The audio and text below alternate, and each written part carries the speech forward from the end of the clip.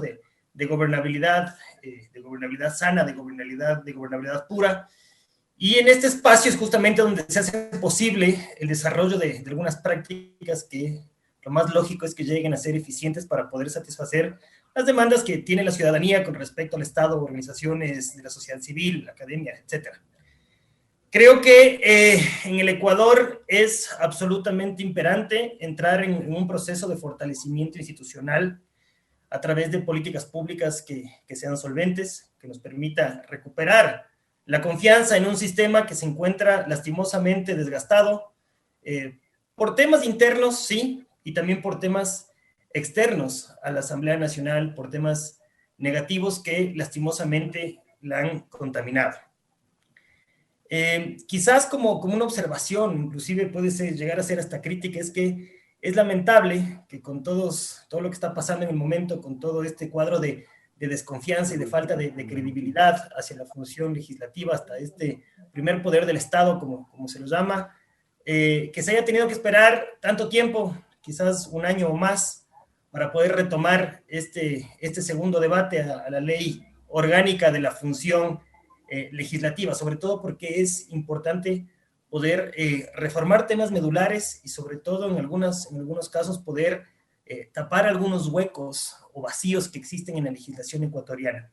Quiero pasar a explicar rápidamente 4 puntos fundamentales que yo creo que debe contener esta reforma y que todavía no lo veo que está contemplado en el informe. El primero, y un poco en función del análisis que estaba haciendo con anterioridad, es el hecho de que actualmente en la legislación, en esta ley, no existe un tiempo determinado para que el presidente de la Asamblea llame a segundo debate una vez recibido el informe aprobado por la comisión pertinente.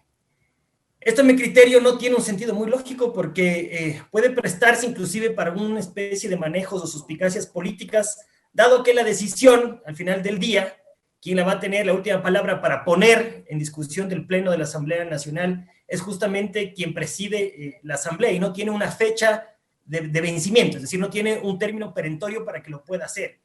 Si bien es cierto, existen algunos análisis que dicen que esto es parte del manejo que debe tener la presidencia de un determinado parlamento, sin embargo, yo sí creo que esto no debe estar tan abierto y por eso propongo que por lo menos se establezca el plazo de hasta un año para que el presidente tenga la voluntad política de poner los temas que ya hayan sido, de nuevo, aprobados dentro de la comisión correspondiente, que tienen el informe listo de segundo debate y que no se lo pone a consideración. Otro tema puntual es sobre la independencia necesaria de la unidad técnica legislativa. Y considero, y lo he dicho anteriormente justamente en el Pleno, que el fortalecimiento de esta unidad técnica legislativa veo que no está abordada dentro del informe. Creo que es fundamental que se la fortalezca y que se la mejore. Tal como está en la actualidad en la ley, esto sigue siendo lastimosamente un reducto del poder de turno, un reducto que se llenan con vacantes políticas de quien está al mando de la Asamblea Nacional. Y recordemos que, tal cual como está en la legislación ecuatoriana, al menos la Asamblea en el lapso de 4 años va a tener 2 presidentes. En este caso ha sido diferente, hemos tenido 3 y espero que nos lleguemos a tener un cuarto, pero al final del día quien determina cambiando las personas, los funcionarios que están haciendo este trabajo, que no es para la presidencia, sino que es para la legislatura en general, como apoyo al trabajo de los legisladores, es el presidente de turno. Y esto yo creo que tenemos que reformar. He sostenido que debería ser, o podría ser maravilloso, un contrapeso jurídico que le dé equilibrio a nuestra actividad política. Por eso que dentro de lo que presenté por escrito, he propuesto una unidad técnica que sea declarada independiente y conformada por profesionales calificados, con experiencia y conocimiento. Incluso, a ojos de los ciudadanos, se posicionaría esto como una garantía de trabajo profesional y técnico de los expertos que integrarían esta unidad técnica legislativa. Sí, efectivamente, para ser legislador, desde mi punto de vista, es lamentable, pero es así. Esto es un tema de cambio constitucional. Los requisitos son mínimos, pero eventualmente con el grupo de asesores y con este asesor externo que sería la unidad técnica legislativa, como sí sucede en otros países de democracias un poco más maduras, como por ejemplo Chile, creo que sería fundamental trabajar y hacer un esfuerzo para que esta unidad técnica legislativa tenga justamente esa calidad de independencia institucional. El tercer punto es sobre el artículo 133 que establece la Constitución y que habla de las diferencias entre las leyes orgánicas y las leyes ordinarias. En el pasado existía una diferencia en la cantidad de votos que se necesitaba para aprobar la una y la otra. Ahora no existe esa diferencia. No obstante, la misma norma constitucional, aquí se referencia, expresa que en el sentido de que la expedición, reforma, derogación e interpretación con carácter generalmente obligatorio de las leyes orgánicas requerirán de mayoría absoluta de los miembros de la Asamblea Nacional. Sin embargo, la Constitución no señala nada de las mayorías que se necesitan para aprobar las leyes ordinarias. Y sin duda, a mí me parece que si es que la misma Constitución está haciendo una diferenciación de carácter material y del alcance que tienen las normas o las leyes orgánicas, me parece que es fundamental que también exista una diferenciación en la parte formal, es decir, con la cantidad de votos que se tienen que aprobar las leyes que no son orgánicas, es decir, las leyes ordinarias. De nuevo, hay diferencias de carácter material, hay diferencias de carácter orgánico, inclusive jerárquico, y que yo creo que lo lógico es que sería que se cambie también o ajustar esta diferencia de carácter formal, y por eso yo creo que lo lógico sería que si es que para las leyes orgánicas se necesita la mayoría absoluta, es decir, de 70 votos, para las leyes ordinarias debería ser la mayoría simple, es decir, como se aprueban las resoluciones dentro de la Asamblea Nacional.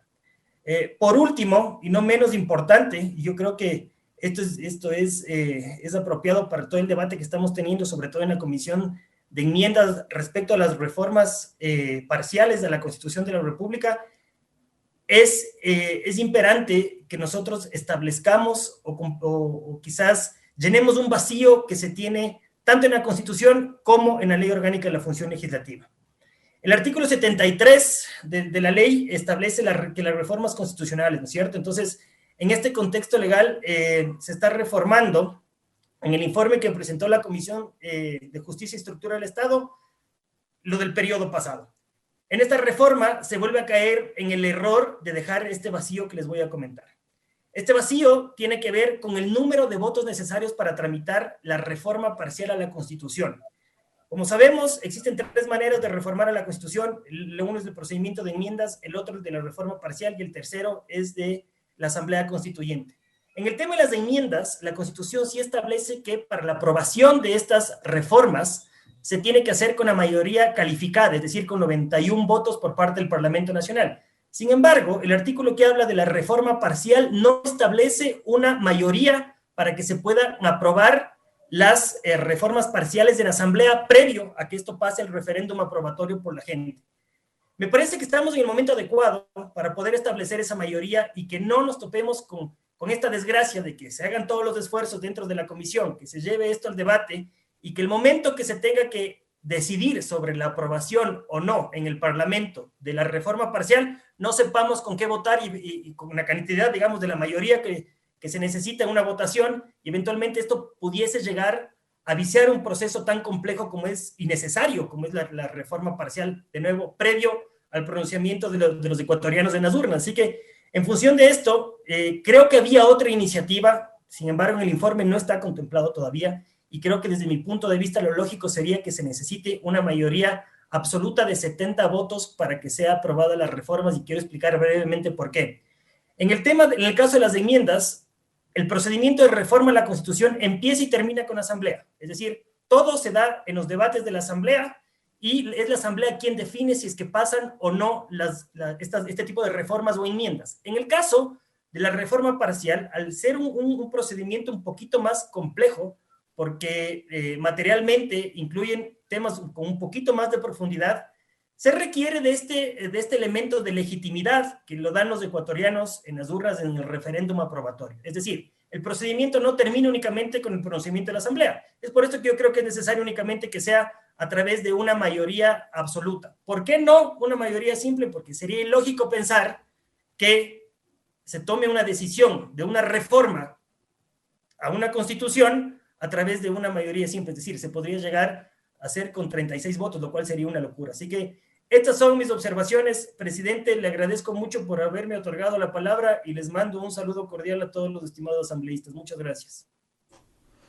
Concluye el asambleísta por Pichincha, Héctor Muñoz, quien ha hecho sus Gracias a usted, observaciones a este legislador proyecto de Muñoz. ley.